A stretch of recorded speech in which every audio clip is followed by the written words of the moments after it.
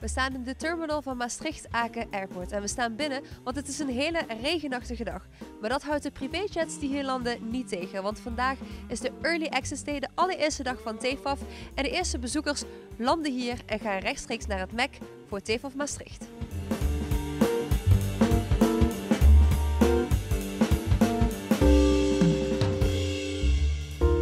Zoals u kunt horen en zien hebben wij vandaag enorm veel aankomsten van zakenjets over de hele wereld. Er zijn natuurlijk diverse overheidsinstellingen die meewerken, douane, marechaussee, maar ook de afhandeling. Alle bedrijven op de luchthaven moeten daaraan meewerken, waarvoor ik ze gelijk wil bedanken. Want als zij niet meewerken kunnen we dat eigenlijk niet doen, want er staan normaal zoveel vliegtuigen geparkeerd op het platform. Die hebben we allemaal vrij moeten maken, zodat we overal ruimte hebben om de zakenjets te kunnen parkeren. Dus de passagiers die worden echt, ze worden aan het vliegtuig afgehaald door taxis of door courtesy cars. En die worden ook weer straks aan het vliegtuig afgezet. Dus het is een hele korte route. Het is allemaal alle partijen werken heel goed samen om dat zo soepel mogelijk te laten verlopen.